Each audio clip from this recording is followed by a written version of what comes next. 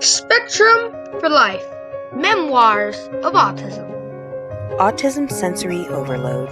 Kiddos with autism have a heightened sensitivity to sound, smell, light, taste, touch, and visual stimulus. There are other senses that are less well known, such as the sense of balance, movement, and being able to know where you are within the space you occupy, and the sense of being aware of your posture and how to self-correct. Sensory meltdown.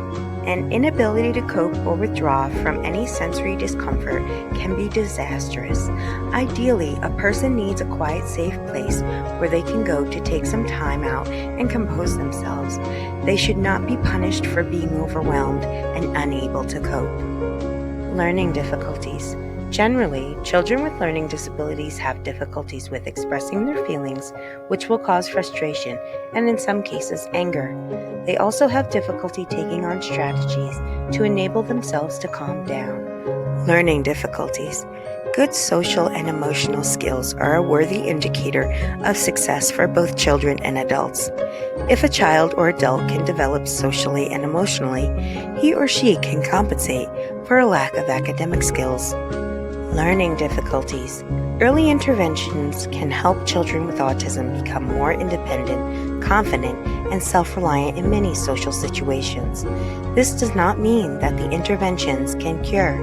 It means that the child will have a template in which they can expand their knowledge and apply their learning to many different situations. Autism identification cards. It provides important information that promotes the person as an individual, not a disability.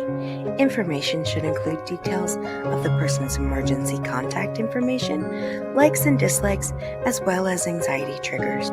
Parents and caretakers of autistic children worry about the safety of their autistic child. One of the biggest worries for parents and caretakers is what would happen if their child became lost.